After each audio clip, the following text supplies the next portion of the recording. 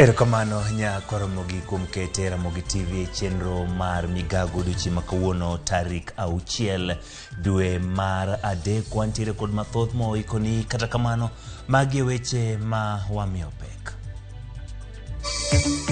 Migao mar thieth omedo kwan gwenge ma idhi chwalie chanjo mar kedo kod tuo mar malaria e gwenge ma oluoro nam Lolwe.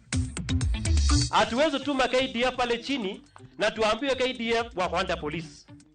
That is shameful. We want a real deployment. Jotelo mawuok mar okak dwaro ni mi jolweny ting' maduong' mar rakruok gi jonjore ma ok onywandi obila. Most of the schools around are day schools, and that one makes the students maybe have less time to interact with their staff or with their teachers, and it also impacts on the performance. Yangore ni ponitie luoro kuom jopuonjre manie nam chumbi mamanyo tiegruok mar bedo midusa.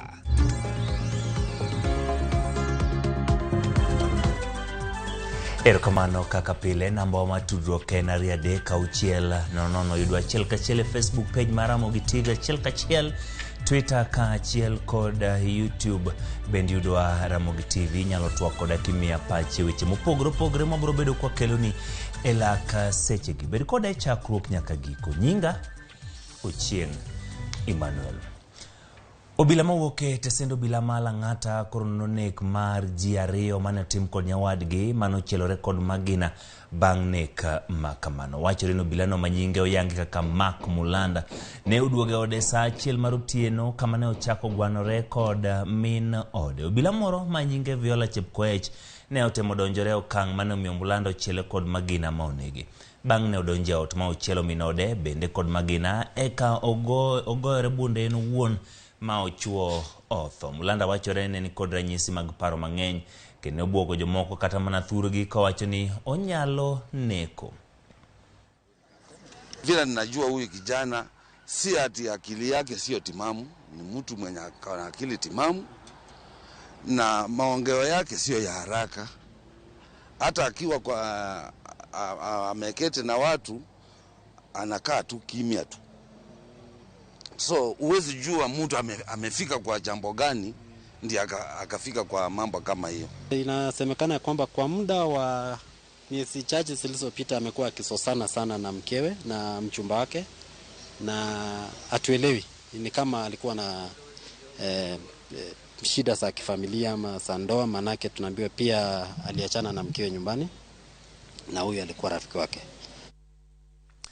Ka wadhinyime wadhie weche machal kod mane ni chuario maigini ediere yud kotho kuonde ariyo mopogore gwenge malu Kenya kod Mua okinyi makawuono.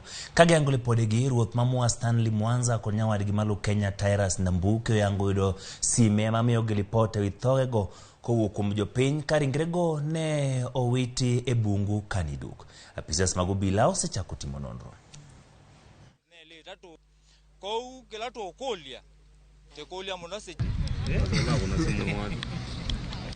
Tumeamka asubuhi tukakuta mtu amekufa katupwa kando ya barabara.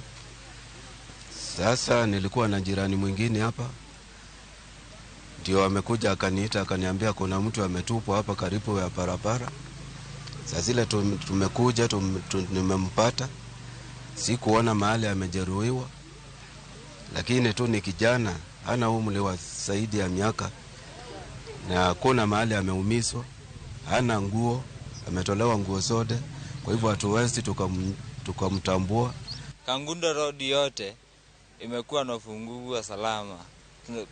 Tunaweza omba maskali wa hapa tubadilishiwe juu ishakuwa shida zaidi. Sioni mwili venye unaweza kuja kutupa, na hiyo kitu imetushangaza sana. 3:30 nimeitiwa ama nimepigiwa simu na colleague yangu chief wa Kenya, akaniambia kwamba kuna mtu amepatikana ameuliwa na kadambiwa kwa kwa kichaka.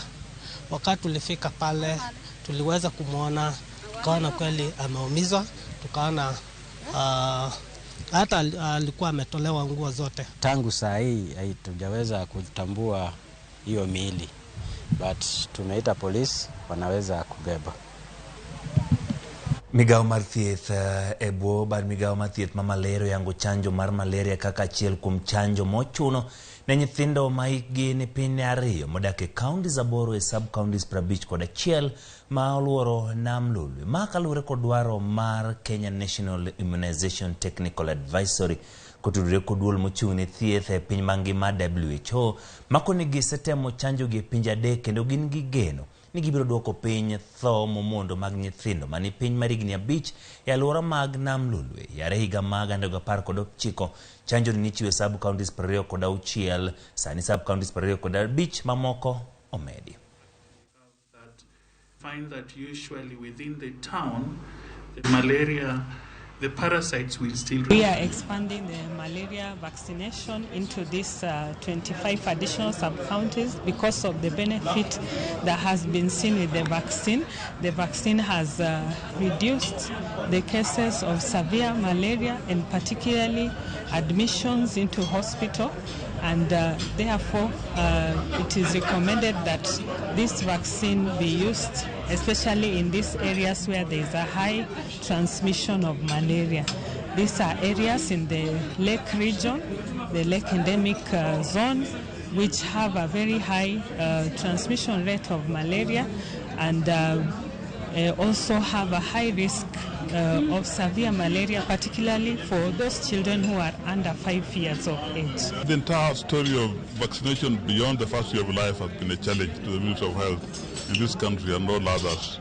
They do very well until the first birthday. Then it becomes more difficult and less frequent. So not just malaria, an overall advice that we must reconfigure how we deliver vaccines after the first year of life.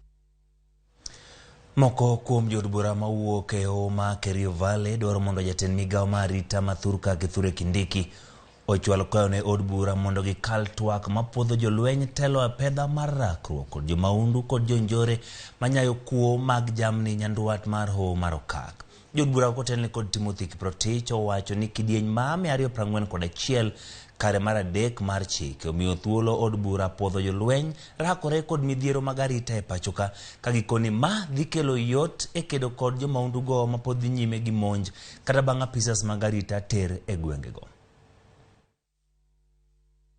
We are tired as a county, losing people each and every time.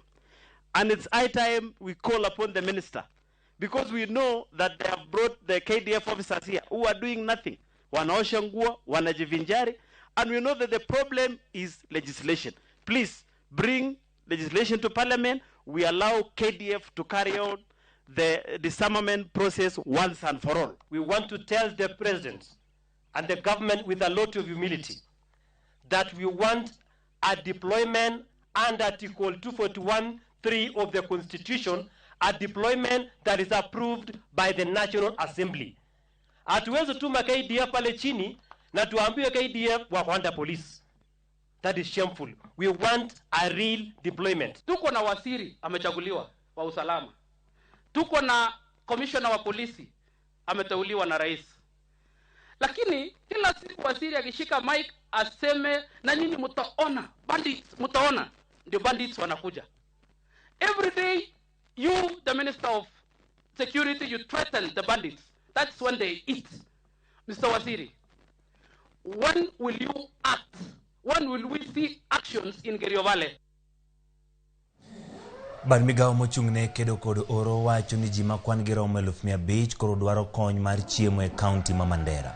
Tend koro gwengego ma osebedo kod thoth manok kuom higni 5 mosekalo koro wacho ni chenro mar pogo chiemo osemed jiw mondo res jodak e gwenge ma ngaji okwako. Familia makwan gi romo 60,000 mamoko gin jok modak kod ng'ol ma bende koro igeto kod kony mar chiemo. Gavana wa Mandera Aden Halif wacho ni mine, jodongo, nyithindo ema ibiro mi thuolo mokwongo. Halif koro kwayo riwruoge ma ok gin mag piny owacho mondo jiw chenro no kama koro yangore ni gwenge man e imbo mar Mandera ema winjo pek mar ngaji moloyo gwenge mamoko.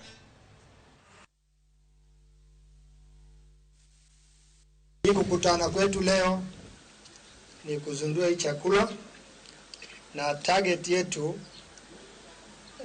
ni kama familia 60 households 60,000. So the 60,000 households, we are targeting 60,000. Now, from the report, from the February report of the short range assessment report, our population that's actually facing the acute food insecurity is almost 550,000 households. And it will continue becoming even worse as we approach this month. And inshallah, we pray that we're going to get the March, April, May rain. Otherwise, the situation will going to be very bad. I can report that since 2020, we did not have good rains that we can report that imeweza kugenerate pasture na kuweza kusustain livelihoods. So, and we are now in 2023. That tells you that, imagine compounded effects ya mvua kupotea tangu 2020 up to today, then things are bad. Jonyuol modake kar chung'o bura ma Turkana West mabende weche mag nok mar arita kwe osaso sani koro biro yudo konyruok mar chulo omenda mag somo ne nyithindgi bang' duol mok mar piny owacho kawnegi ting' ma kamano. Jonyuol mantiere gi nyithindo e wards 3 moriwo Kapedo na Peitom, Katilia kaachiel kod Lokori Kochodin oketnegi tenge $88,000. Omenda biro pogne nyithindo moa 200,000 mar konyo chwalo somo ma gidhi godo nyime. Okenge makamagi gin mag medo jiwo chenro mag somo e alworago ma osebedo gi midhiero mag monj kod oro. Kwa hii pesa Kochede watapokea milioni 21. Wadi ya Katilia itapokea milioni 11. Ongeza hiyo pesa. Hiyo ni ngapi? Wadi ya Kapedo na Peitom itapokea milioni 6. Na wenyewe watakaa wagawe. Mlisikia hapo kwa wakati wa kamati walikuwa wanajitambulisha, walisema kuna watu ya Katilia, kuna watu ya Lokori Kochede, kuna watu wanapita Kapedo. Sasa wanakamati watakaa kwa rumu yao, wagawa yao kulingana na namba ya watoto. Kama ulizanya watoto kutoka kwingine, hiyo ni juu yenu. Utagawa pesa yenu. Kwamba kama serikali yetu ya county kupitia Mheshimiwa His Excellency the Governor, ili aweze tu at least kuongeza hizi pesa, ili tukiongeza na CDF at least isaidie watu wetu. Hiyo ndio ombi langu ambalo naomba nyinyi mpeleke na tusaidiane pamoja. Tutasukumana na ule mzazi yeyote ambaye hapeleki mtoto wake shule. Na hiyo rais amesema na amepitisha kwa kila idara ya serikali ambayo inahusika. Kwa hivyo wewe usikuwe mmoja wao ambaye utashikwa na hayo. Wengine wamefanya watoto ndio wakutafuta chakula kwa boma.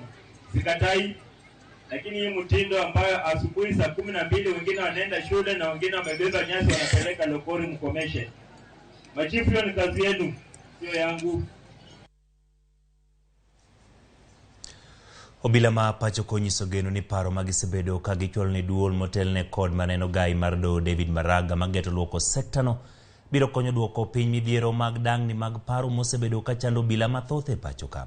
Obila go wacho ni kwan mag apisa madang'ni mar paro ma kosani omedore kendo kalo kwan mane ogol motelo gi duol mochung' ne tije opisas NPSC e higa mag 2022 mano yango ni achiel e kind obila par ni kod dang'ni mar paro. Kotel ni kod apisa maduong' mochung' ne lamo e bad migawo mar obila Kibet Kipkoech ginyiso geno ni lokruoge ma kweth ma Maraga geto biro yango kendo chiwo kenge minyalo tiek godo midhiero makamago e kinde magini tich kendo bero lwasi mar tich ne obila mathurka. Strategic plan and the new reforms and the task force of Maranga is actually working towards the reality of what has been eating the police officers. If at all we actualize what they have been planning for, you know, there are many policies, there are many strategic plans, but it needs also goodwill to implement the entirely. Specifically on chaplaincy, we need such a great support so that we can realize wellness of our officers, spiritual nourishment of families, and also reaching community. Riwruok mar midusa ma pacho kolando dwaro margi matiyo gi piny owacho mag counties eloso chenro mag chiwo twak ne jopuonjre masomo tije mag midusa e thurka mar ikogi mondo gilos tijegi giwuon ahinya to bang' tieko sombgi. Ne gilose kinde mane giyuore nyasi mar dhialo odiechieng' mar midusa e piny mangima manobagi kar tiegruok ma Technical University of Kenya County ma Mombasa. Midusa go bendo yuago nok margi e pacho ka, wach magiwacho ni oseduoko chien tij gedo mag ute jote pacho ka. Midusa man kod lony e sekta no bende koro kwan gi dok chien. Giko jatend piny Kenya mondo chuog duol manyien mar midusa e pacho ka mondo kony wach ni ahinya te kuonde tiegruok ma pacho ka. How students perform in the national exams. What I realize is most of the schools around are day schools, and that one makes the students maybe have less time to interact with their staff or with their teachers, and it also impacts on the performance. That's why we end up having fewer students from the coast region and many coming from upcountry. They should not be expecting to be getting what we call formal employment, where you are employed by a company or someone. Rather, they should be creators of employment. Now, that is the purpose of TVET institutions. Maboresho yetu yanaweza kuporomoka kwa njia zisizoeleweka. Kwa hivyo wamekuja leo kuweza kudiscuss na different stakeholders katika professional ili kuhakikisha kwamba hiyo professionalism engineering iko up to standard. Obila omako kuong minywe tok chik ma olit 5,000 e gweng' ma Chemongos e sub-county ma Soin Sigowete county ma Kericho.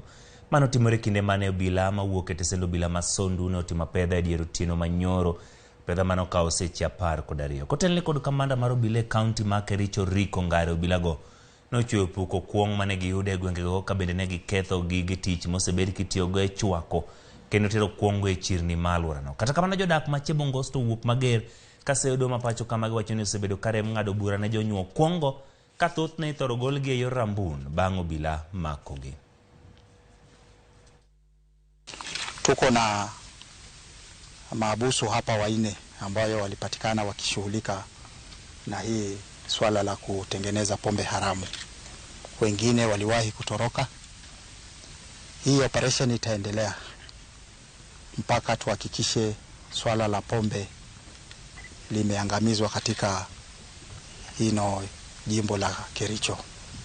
Katika area hii pombe imekuwa kwa wingi na wamejaribu kufanya hiyo kazi, kufanya operation ya kusanya pombe, lakini changamoto ya hapa unajua ni kazi ya pombe ambaye hainileti maendeleo hata kidogo. Hakuna maendeleo ambayo inaletwa. Tumejaribu kuhimiza, tumekaa kwa baraza, chief amekalia kwa baraza kuhimiza wale watu awachane na pombe, lakini wachache bado wanazidi kufanya hiyo kazi. Nilikuwa napandanga mboga. Sasa venye kiangazi katokea ndio nikaamua nikasema acha nitengeneze imepita niokolee watoto kwa shule. Kwa Ramogi ntiere jog mabende loso koda okalo e Facebook page marwa mar Ramogi TV. Abiro bedo gi chenro mar somo moko kuom duoko magi. Erokamano ng'at maluongre ni Kaseto Belt Up Ramogi Leri wuok Omboga Kanyaluo. Erokamano kuom kete Ramogi TV. Maurice Alois iwacho ni inena ka intiere Luala gi Ribe. Ngaji kwako piny Kenya wan gi geno ni chiemo biro beti. Erokamano Maurice Alois. Chiel kachiel kuok e Facebook page mar Ramogi TV. Eriko Keo Kizito Ngaji omako piny kech liyo kadhano. Erokamano kuom orote ino Rafael Otieno wacho na chiel kachiel in bende ineno weche mag Migago e yo makare. Ntiere kanyo kod ng'at maluongore ni Donna Jared. Weche manyien chopono makare ka intiere Bondo Town. Iluongi ni Mama Wendi. Erokamano kuom kete kaendi. Ochieng' asedonjo weche manyien Okinyo Nyarangwe ka intiere Ringa Center. Erokamano kuom kete e Ramogi TV. Antiere ng'at maluongre kaendi ni Austin Amimo. Migago Berndi, depression is real. Task Force mar Maraga cha onego kel pogruok ne police e Kenya. Iwacho ni Ramogi TV ka intere Citizen Digital Platform ber. Ndiro kamano Austin Amimo Bondo kuom kete Ramogi TV. Nyakwara mga joang kikidhi mabor pod wantiere kod mathoth ma waikonu e chenro ma Migago.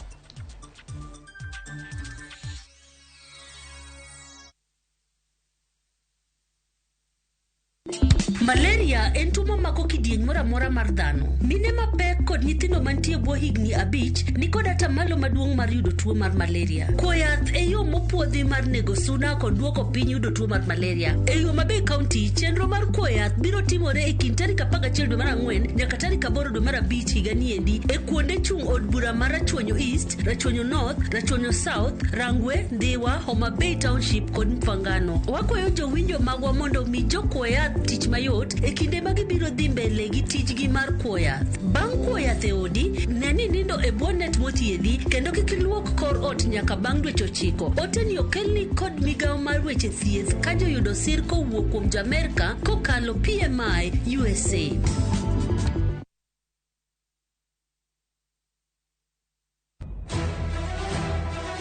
Sigana ni medo minore gi weche mag miriambo kod miganga.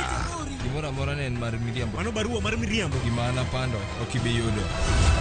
Weche era medo bedo matek kendo mapek. In kendi midwaro dhurufka to in okibiyude. Sabki. Aheri gi chunya te. Kata kamano, joma oherore ok nyal pando heragino. Adiera ni mana machiegni. Abro riembi e od mi kenda. Abiro kai mondo achul kuoro. In ni wuonre wunda kai to koro sani in idwa riembo. Ewi magi duto, nyaka joot achiel chung' kanyakla. Nyithinda bo bedo kamoro achiel kendo. Thapki, wuok tich nyaka ngeso, saa 2:15 mane Ramogi TV. Kik bai. Raundi ya tindi kotika rabotaka imanyasai maiga. Hosoli enyira naende embouke gima. Wa? Biore. Nasai mbiana chorete. Hagi nombogo boli mbai wana ina boli ga. Kozimba da getinya tich. Karo musachi hoteli yeye. Ne rarochi. Ombogo tabwatire baka. Ngitalde muntagochi. Otaite somoni yaku. Asenge njisata kitibosoku. Kulende kende tige ko mutanga kulenda enibo amune mate yaye. Ayo muntako ire kiaraiga. Engo kunere. Tengera ege ticha. Egosoli enyeke gima. Yarule liko aseviu sasa bono.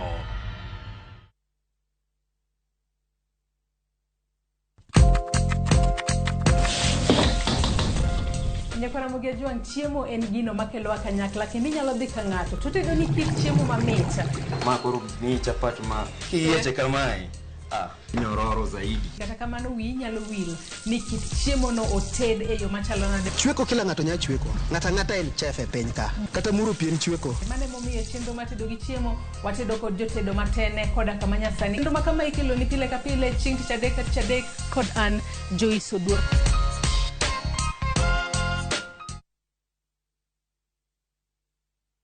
Ukidai kitu affordable, make Chagua smarter. Call Chinia One Bob to all networks. Free calls to Airtel plus 20 minutes to all networks. Make Chagua smarter na tubonge all net 20 bob for 24 hours. Dial *544#. Subscribe.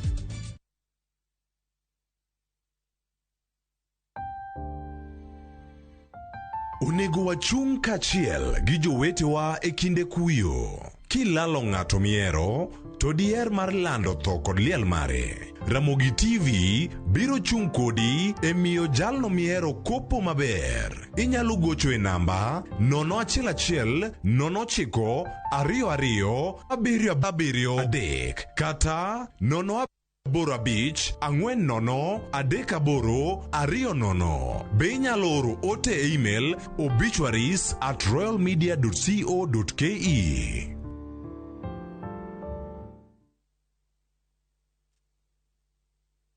Weche manyien muoch pile ka pile, kumora mora kendo samora mora. Anyalo rito mondo anene kata asome, kata anyalo bedo e kind joma kele. Gi simba mar smartphone, Citizen Digital en reporter mar jopiny. Seche mantie wach motuch maparo ni nyalo moro oganda. Amako tipo kendo akete mbui kaeto arito. Ok en kayiem. Ka oyier report mara, abiro yudo Sh1,000 kendo sigana mandiko ibiro ketie kidieny mar Wananchi Reporting e Citizen Digital App. Kik ibed mana janeno mar wach matuch. Bede kind joma kuongo lande. Download the Citizen Digital App mondo iketi sigana mindiko e Wananchi Reporting kawuono. Citizen Digital App en namba achiel e keyo weche manyien.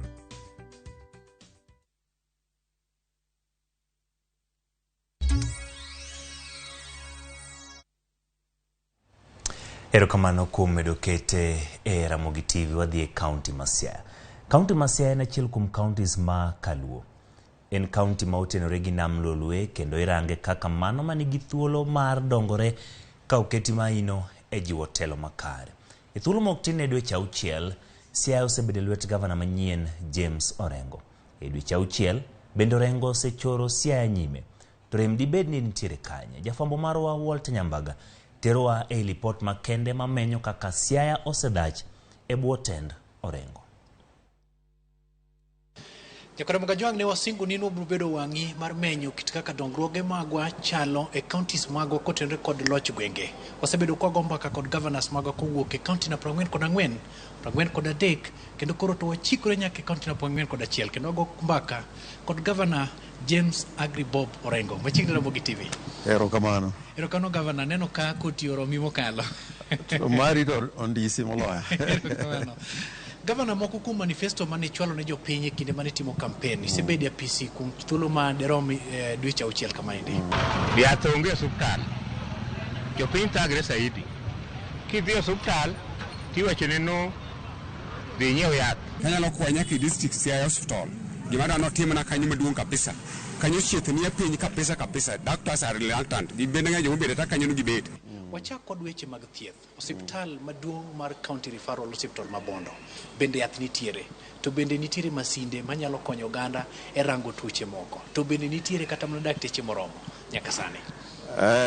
Stande madongo gin ariyo, Bondo to kod Siaya. Yes. Kuonde go duto nitie tije madhi nyime. Mokwongo e weche mag drugs ne wayudo ka yien onge siptande ok mana Bondo gi Siaya kende to chiegni health centers duto ma wan go Siaya.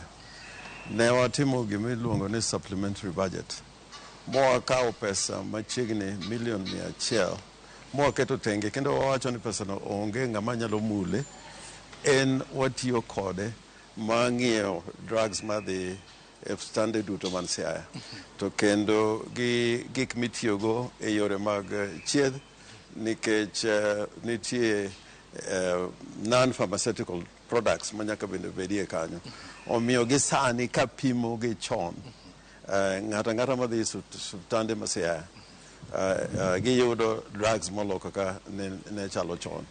Asedhi ka adhi kuonde moko mang'eny nyocha an kamiluongo ni Uyawi e tie nam e Central Sakwa mi joma tiyo kanyo giwegi giwacho ni nitie pogruok maduong'. Mar ariyo, sani wandiko ji Siaya to mwakete tek ahinya en kaka wanyalo yudo daktache to kod nurses gi radiologists gi jomoko ma nyalo konyowa e suptande. To magi gin jok ma ibiro tero Bondo, ibiro tero gi Yala, ibiro tero gi Ambira, kuonde duto te. To kendo Siaya referral sani wagero a new surgical wing, an ICU wing ma aparo ndwe mar 8 biro yudo ka oserumo. Okay. Goganda nobedo kod kibaji moro ni chal ka gima county onge kod ambulance kata gari moro maringa ng'were titi manyalo chwalo jotuo e osiptal. Picha moro nothinyore mbui ka manyiso tuk moro mondik na ambulance. Siaya county nigi ambulance adi nyaka sani? Ambulances mantie machon ginyalo chopo 6-7 kama nitie moko ma bende ok ti. To mwaseng'iyo manyien gin 3. Machon kande ok nyalo luongo ni ambulances. Gina vans ma oger ma kineno gi oko to ndik na ambulances. To mwang'iyo sani en inyalo chiedhi kaka inyalo chiedhi e ICU. Gimomiyo watimo kamano nikech jotuoche moko nwatero Moi referral, moko watero Kisumu, moko watero Kakamega. To jotuo gi ne tho iyo nikech ambulance kanyo onge oxygen, onge gimoro amora. Tuk menino cha macho to ni kamiluongo ni Mageta. Okay. Ok en ambulance matiyo kuonde moko e Siaya. Governor, nitiere jok mane ochwalo kwayo mag tije. Bende chenro mar ndiko ji e county kata toklando thuolo osetim to kapok otim tang'o miyo deko? Ok odeko nikech joma ne dwaro tijego gin ji moromo 20,000. Ji 20,000 mane otimo application ni gidwaro tije. To Public Service Board nyaka rang nyingego, nyaka bedie tudruok gi migepe kaka DCI, migepe kaka Anti-Corruption Commission, migepe mag somo, mondo ne ka jogi nigi tiegruok makare kuom ji 20,000. Koro kiny godhiambo gi nyisa ne nyinge go duto bro wuok e website marwa kata e website margi, ng'at madwa ng'eyo ko bedo shortlisted mondo girangi mondo gine. Wagone mbake thidhia mayala kanyono malach ne nyalo romo kata mana eka 1,600. Ka oduono to ka ne nyalo kelo geno mag pidho gik machalo kaka mchele, oganda kaachiel kod mwandu mamoko. Josiaya County geno gini kanye wach siane nikech ni chung motegno kewache kinde mag siasa. Yala nitie gik moko 3-4 manyaka tim. Mokwongo rito thidhini ano nikech kokethre kata kotuo to ok an gi geno ni wanyalo bedo gi puro yo makare. Kendo nyaka rite nikech thidhiano ing'eno oriwo aora Mayala ga aora Manzoia, to kidhi malo ewi got nyaka Kitale kama Nzoia ae nitie factories mang'eny mag niang', Webuye ni malo, koro gikelo chemicals maricho ma kokorang maber ginyalo ketho thidhiano. To gima duong' ni gik moko 3 nyaka wane ni warite maber, environmental protection. Mar 2 nyaka wane ni le kata winy man kanyo gibedo gi conservation ma kata anyuola mabiro nyalo nenogi. To kuonde moko be nyaka watigo mondo wane ni chiemo nyalo wuok kanyo. To manyuago pod ok waneno. Koro wakia manyuago wabiro yudo ya karang'o. To kodhi bende pod ok waneno. To koth to chiegni chwe. Duol makedo kod mibadhi pacho ka EACC manyo mbolea moko machal ni nitie ka chudhe moko gwenyore godo e Siaya kaendi. Omenda maromo mana milion 32. Bende in gi ng'eyo moro mbolea malalgi? Onge mbolea malal nikech mbolea no be pok ochopo Siaya. Akeno lal kure nikech mbolea no pok ochopo Siaya. To mbolea mokwongo wayude koa kuom Kenya National Trading Corporation ma en migap sirikal, kendo jowani Nairobi sani moan gi adiere ni wik mabiro mbolea no bro chopo Siaya. Kodhi to njocho nosechopo. Kodhi no wagolo koa Kenya Seed Company, kendo kodhi moko wabro golo kuom Kenya National Trading Corporation. To an gadieri ne wach ma pur ko wadonjo mechanize ok pur mi pura gi lwedo. Mae koro ko nyalo timo commercial farming kata mi wacho gi dho Kiswahili kilimo biashara. And gi geno ne tractors mocho no wang'iewo tractors, wang'iewo plows, to nitie moko tractors moko machon ma bende wa repair. Ang'eyo ni magi okoromo sani koro ka ji nyiso na adieri nonego wabed gi tractors mang'eny. Omiyo ka wadhi nyime an gi geno ni ko wanyalo bedo gi tractor achiel kata 2 madhi ward ka ward, to pur e Siaya nyalo bedo mamalo moloka kosebedo. Gavana, imulo wach nam ywak nitiere kuom jolupo ma timo kiluwa e nam e weche mag arita kwe. Giwacho ni monjogi kod jogo mawuok e piny libamba bende seketo kenge moko mag rakruok kod njore matimore namgi, to jonam wuon ni kod lwasi machalo nade?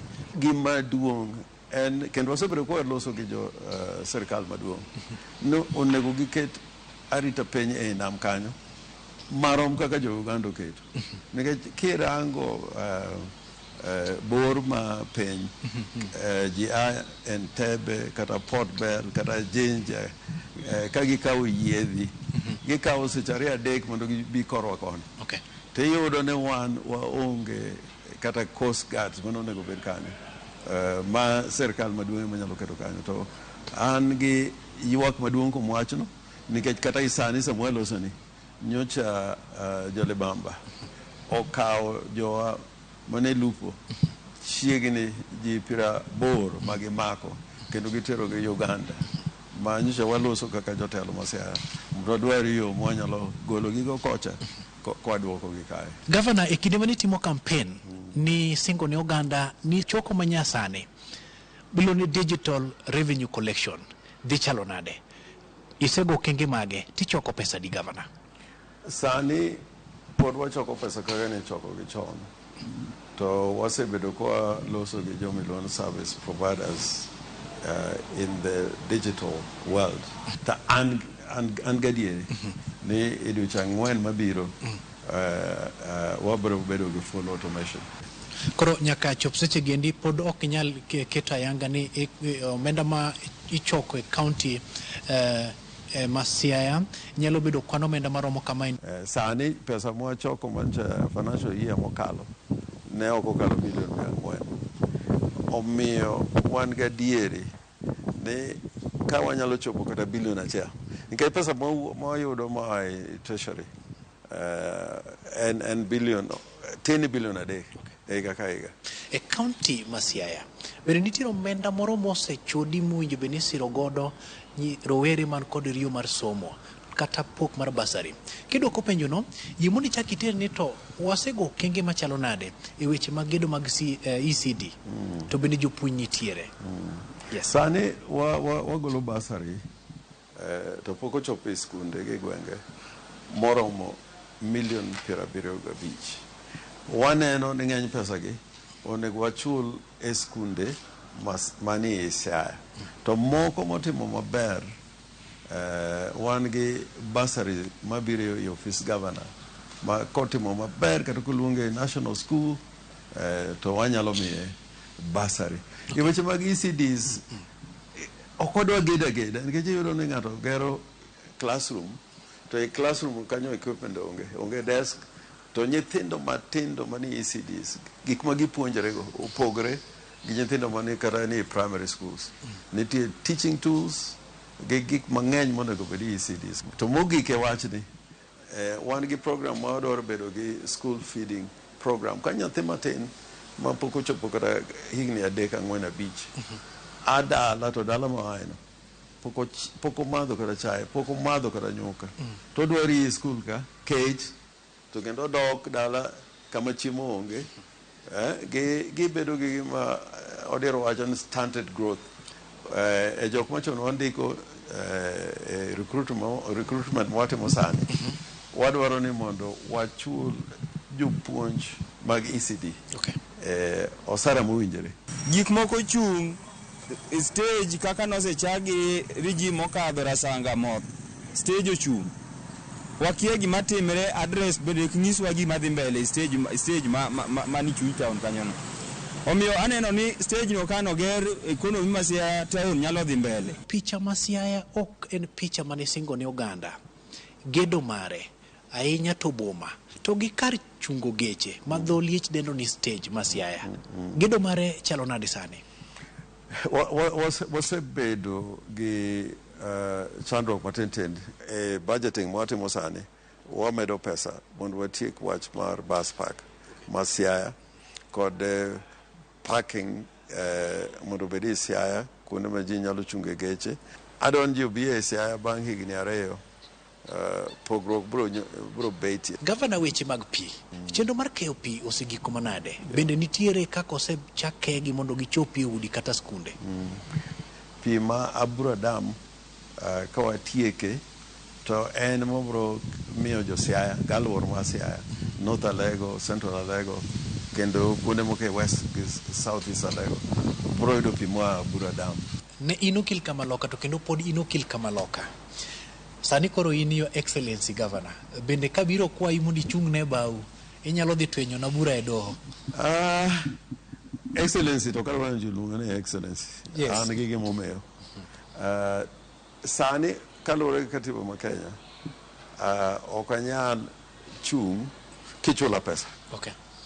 Ta an gi geno ni ka gimoro maki makoro in gi hinyruok ta an kako kil achiwra moki miya kata ndururu. Gavana, ka koro watieko inyalo tiyo gi nyiri moko machuok ote mari ma in go kuom jo Siaya?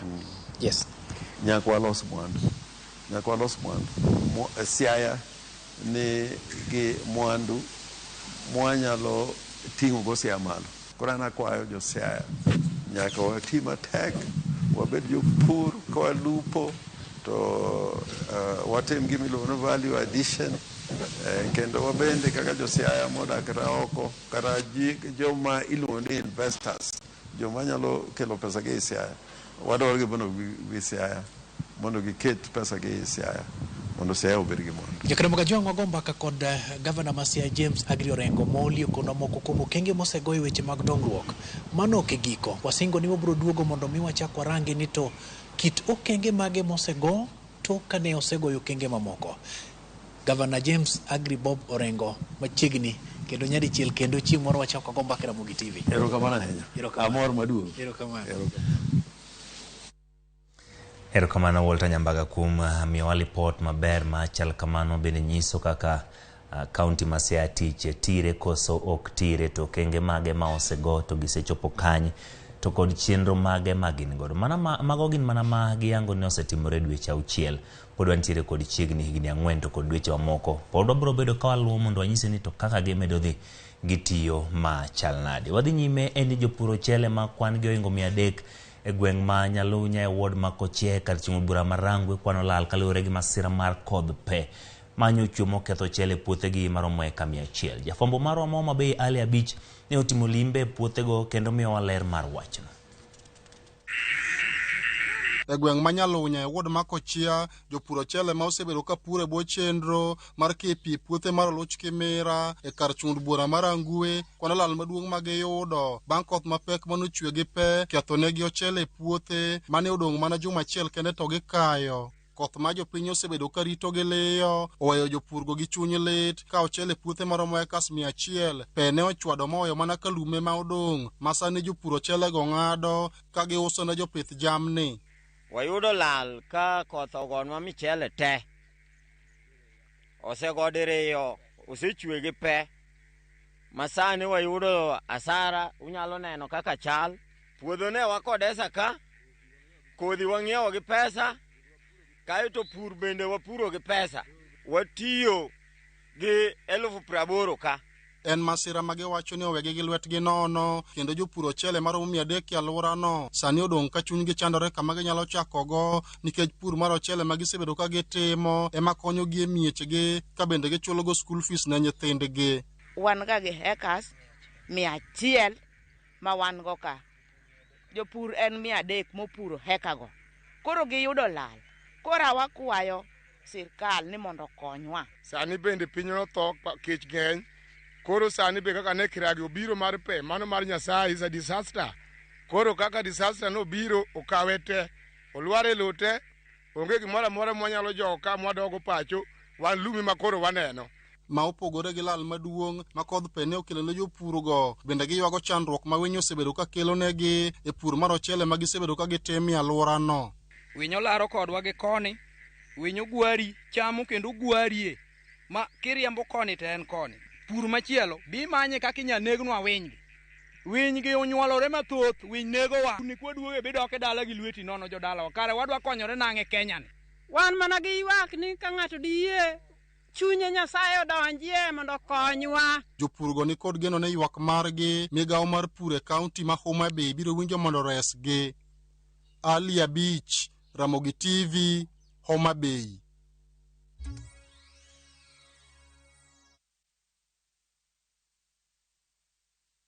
Fresh episodes now available on View Sasa.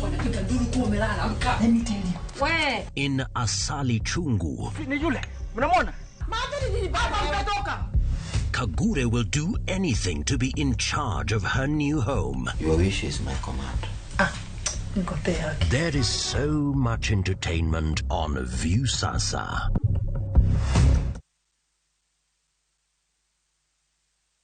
Sweetheart, you don't buy me dinner? We discuss. Hello? Sweetheart. Hello?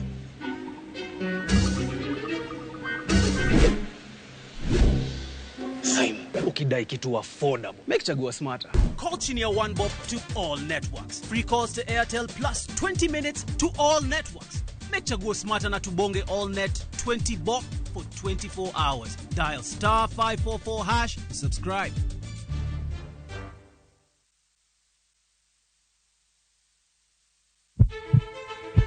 Sasa ya mawagamo muya wayudo ngima. Sasa ya mawayudo rieko wareso ngima ng'ato. Ductus arteriosus onego beni lorore, foramen oval onego beni lorore.